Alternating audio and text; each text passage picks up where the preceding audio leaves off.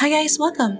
In this video, we'll showcase the prowess of Royal Guard's Instant Slash Master skill on the ROMC beta test server. We'll test if it's strong enough to solo kill dungeon bosses. Alright, without further ado, let's begin. First, let's start with the basics of Instant Slash, or IS for short.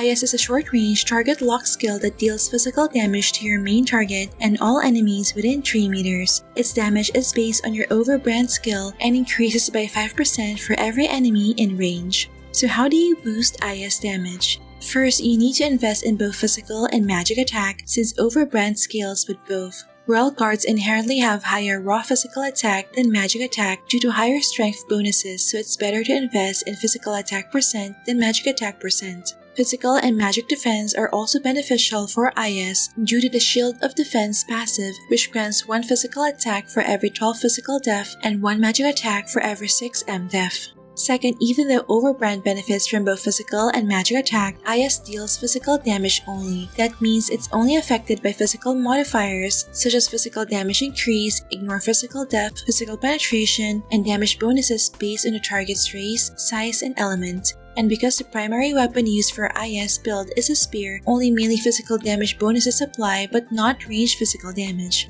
Third, elemental damage bonus also helps in increasing damage. IS is neutral by default, but you can change it into fire, water, earth, or wind by using elemental converters. It can also be converted to fire with Magnum Break or holy with Priest Aspersia buff.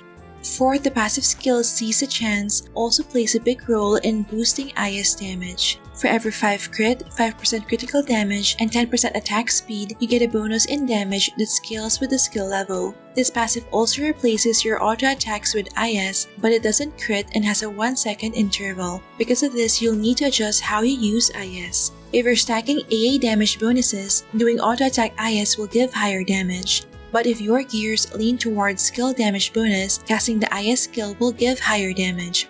Lastly, you can use modifiers based on the target you're fighting. Against boss monsters, use damage to MVP and mini. For PvP and GVG, go for damage to players, damage to demi-human race, and damage to medium size. And for farming or clearing regular mobs, use damage to normal monsters.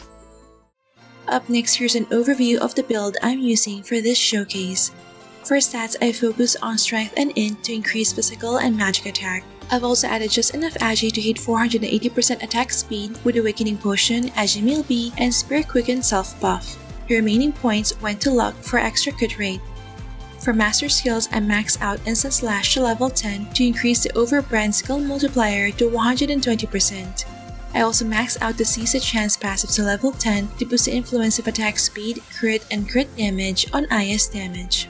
In terms of gears, I aim to reach 100% ignore physical def and boosted physical attack, magic attack, and other physical damage modifiers. This is my go-to setup against large-size MVPs, but I usually swap out cards and headwear depending on the boss. I'll break down my full stat, skill, and gear setup in detail in my next video, so stay tuned for that.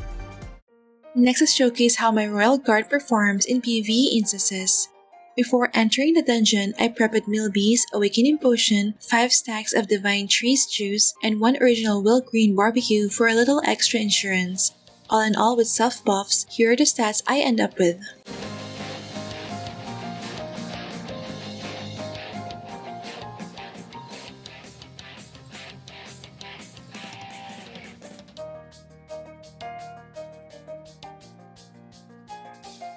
First, let's head to Lost Isle Brave difficulty and see how much damage I can do. Since Magna Golem is a fire element, I'll use 1 Vadon card on weapon, K2 card on armor, and a K2 head face item. I'll also use Mystic Frozen to convert IS to water, which deals twice the damage against fire. Before the fight starts, I cast Prepare for Elite to activate all my buffs at once. This includes Endure, Spear Quicken, Auto Guard, Inspiration, and Tension Relax. Then I follow up with Command of Charge to boost my movement speed before charging to the boss. After that, I just hit Auto Attack and let IS do its thing. As you can see, each IS hit does 9.77 million damage, enough to take down the boss in 10 hits. In Lost Isle 2nd floor, Sea Spirit Totem is of Ghost element, hence I switched to 2 mild white cards on accessories and a Mermaid tier face item. I'll also use Flame Heart to convert IS to fire since neutral is weak against ghosts and I have good fire damage bonus in my handbook. As you can see, each IS hit can reach 5.24 million, reducing 5% of the boss's HP per tick. Fire does not have an elemental advantage against Ghost, so the damage ticks are lower than in first floor.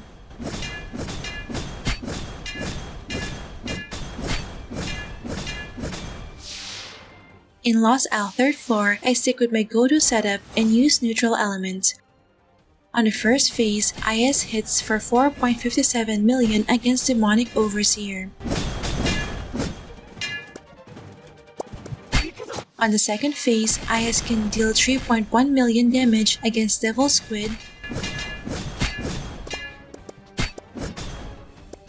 and 3.24 million damage against the Heart.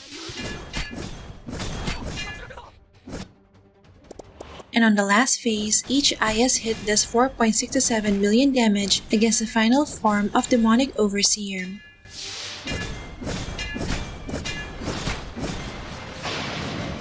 Up next, let's head to Pontipa Museum Island Brave difficulty. Since Fantastic Dragon Galarantan is of Undead Element and Dragon Race, I'll use 1 green petite card on weapon, 2 Scarecrow cards on accessories, and the Mini Nightmare tail item. I'll also use Flame Heart since fire deals twice the damage against undead.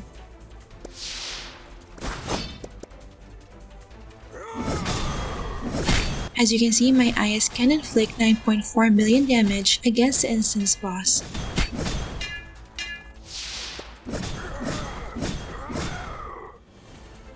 In Museum Island 2nd floor, Late King's Chess Knights is of Ghost element, so I'll reuse the same setup that I used against Sea Spirit Totem.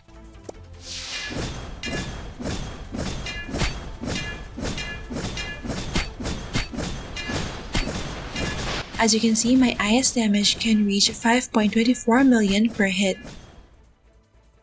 Up next, let's head to Palace of Ghosts Brave difficulty and see how my Royal Guard fares against Kain, which is another fire element boss. I'll use the same build as with Magma Golem.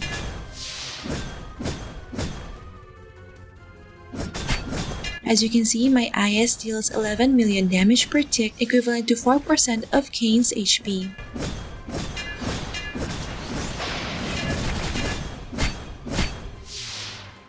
Finally, let's test my Royal Guard's performance in instances with large waves of mobs such as Oracle Elite 9.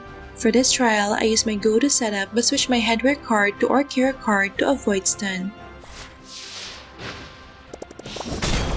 IS still does well against the monster waves since it deals damage to multiple enemies.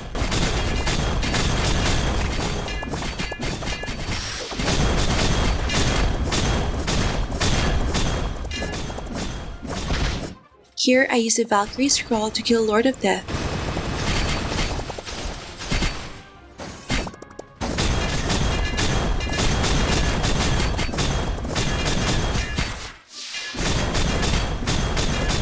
Here, I'll use IS to kill Archangeling. Note that you should use First Aid to remove the Haslov debuff or else you won't deal damage.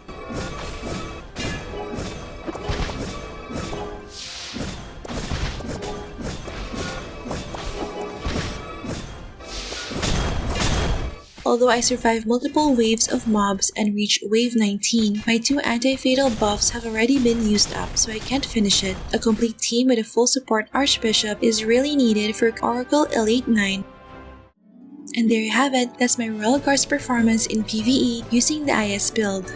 IS truly packs a punch as it scales with a wide range of stats, making each damage tick hurt. Although it's strong, IS still has some drawbacks. It has a short range and only hits once per second, so you'll still need to be a bit tanky to survive solo runs. Still, it's still a solid build in the current meta. What do you guys think? Is it worth investing in the IS build? Let me know your thoughts in the comment section below. I'll be releasing a full guide on this build in my next video, so stay tuned for that. Alright, that's it for this video guys. Don't forget to like if you enjoyed watching this guide. If you're new here, I would love you to consider subscribing by hitting the subscribe button down below. I would love to have you back. Thank you for watching and see you in our next episode.